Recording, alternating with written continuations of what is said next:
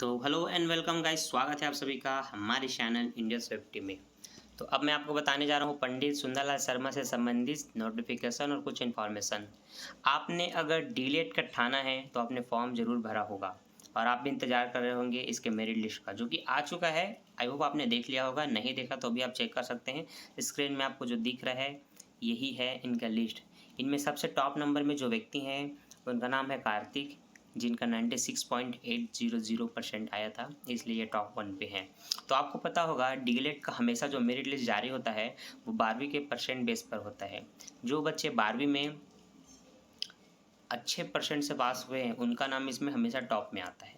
ठीक है, तो इसके एडमिशन डेट को लेकर के लोगों को बहुत कन्फ्यूजन है, कब से होगा क्या होगा, जिसको मैं जितने भी लोगों के डाउट थे उनको पढ़ करके उनके सोल्यूशन के लिए वीडियो बना रहा हूँ। इसके बाद भी अगर आपके कोई डाउट होते हैं तो बिल्कुल आप मुझे कमेंट करके पूछ सकते हैं। ठीक है, तो आई होप आपने तो ये चेक कर लिया ही होगा कि आपका नाम आया कि नहीं।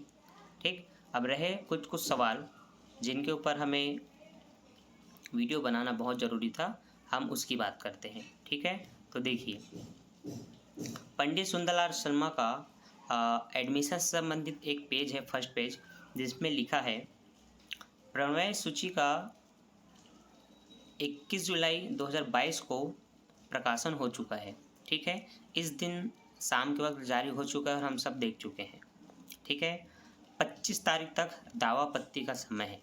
हो सकता है आपका परसेंट बहुत अच्छा हो, आपने सारे डॉक्यूमेंट के साथ फॉर्म भरा हो, फिर भी आपका नाम नहीं आया हो, या कुछ हो सकता है मिस्टेक हो जाती है, जिसके कारण अगर आप चाहते हैं कि आप देख रहे हैं कि लिस्ट में मेरे से कम परसेंट वाले का भी नाम आया है, मेरा क्यों नहीं आया है, तो आप दावा आपत्ति कर सकते हैं। ऑनलाइन वेबसाइट के ऑनलाइन जाएंगे, वेबसाइट में ही दिया हुआ है उसके प्रोसेसिंग के बारे में। ठीक है, ये है 25 तारीख से।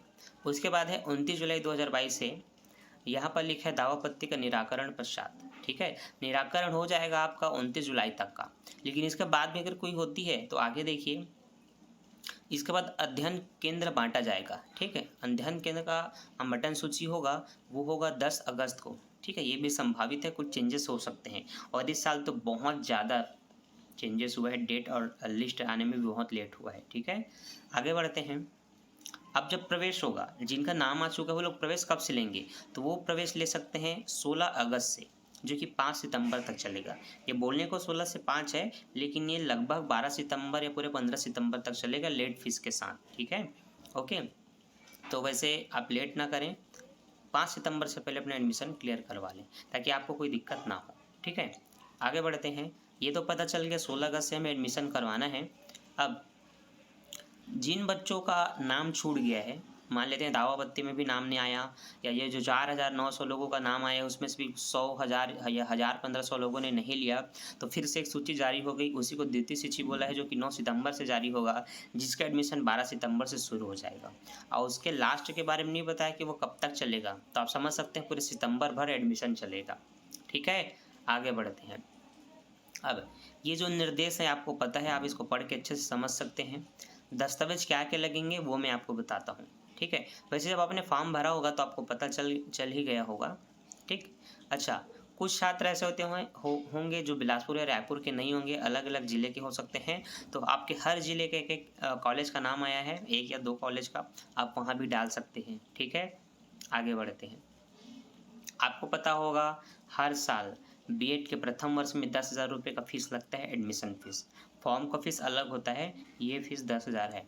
अब कुछ बच्चे ऐसे नए होंगे इस वीडियो पे, जो कुछ भी नॉलेज नहीं रखते होंगे, उनके लिए बता दूँ, जब आप फॉर्म भरते हैं पंडित सुंदरलाल शर्मा में, ये एक ओपन यूनिवर्सिटी है, यहाँ पर आपको रेगुलर जाने की आवश्यकता नहीं होती। हाँ, संडे को इसमें क्लास लगाया जाता है, जिसकी इन्फॉर्मेशन आपको मिलेगी। तो एडमिशन अप्लाई करने के लिए जो आप फॉर्म भरेंगे उसका 1,000 रुपये फ़ीस रहता है। अगर आप लेट हो चुके हैं तो 200 रुपये लेट फ़ीस लगता है। उसके बाद भी एडमिशन होता है, वो लेट फ़ीस का भी डेट रहता है, वो भी ख़त्म हो गया तो आपको पर डे का 100 रुपये लगता है, और आप एडमिशन के लिए रजिस्ट्रेशन के लिए फॉर्म भर सकते हैं। ठीक, एडमिशन में जब आपका नाम आएगा तब एडमिशन के समय आपको 10,000 रुपये देना पड़ेगा। ठीक है, ये आपको पूरा एक साथ देना पड़ेगा। ठीक, आगे की जो चार्जेस होंगे फाइल वाइल बनाने में, वो आपका अपना मेंटेनेंस रहेगा, आपको बुक प्रोवाइड किया जाएगा। ठीक है, आगे बढ़ते हैं। यहाँ पर आपको पता होगा महिलाओं के लिए विशेष आरक्षण है इसमें कि कम से कम 45% से ऊपर आप 12वीं में लाए होंगे तो आपका नाम आ जाएगा, एडमिशन में भी कोई दिक्कत नहीं होगा। इसके साथ ही साथ आपको वर्तमान में किसी न किसी स्कूल में पढ़ाना अनिवार्य है, क्योंकि ये उसका एक सर्टिफिकेट मांगता है जो इनके वेबसाइट में बताए गए नियम के अकॉर्डिंग बनता है। अगर आपने वो नहीं बनवाया है या आप सर नहीं पढ़ा रहे हैं तो आप अभी से पढ़ाना शुरू कर दीजिए। 2 साल का अनुभव होना चाहिए पढ़ाने का और वर्तमान में भी आप पढ़ा रहे हो, ये बहुत ज़रूरी है।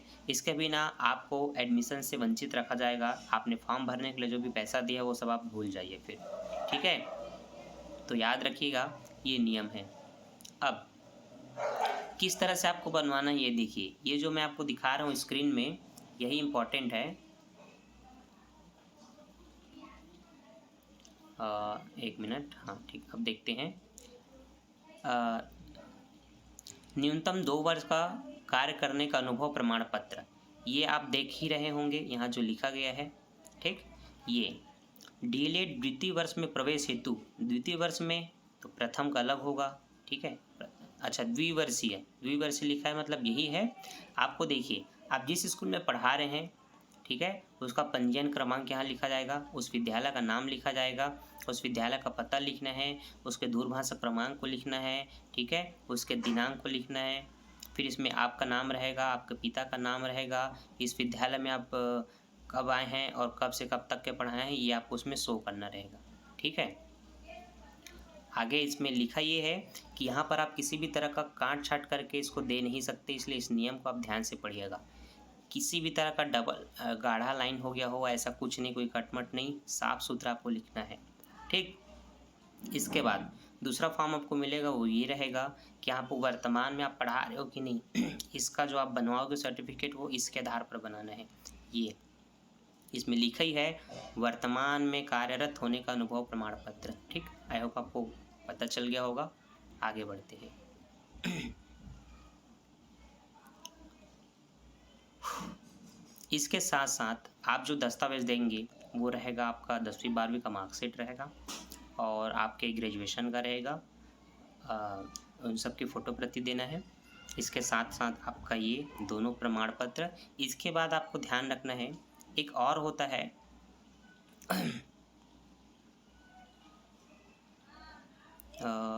बताता हूँ। ये जो आपके स्क्रीन पे दिख रहा होगा, डीएलएड द्विवर्षीय पाठ्यक्रम में प्रवेश हेतु 10 रुपये के स्टाम्प में नोटरी कराकर शपथ देवें, ठीक है।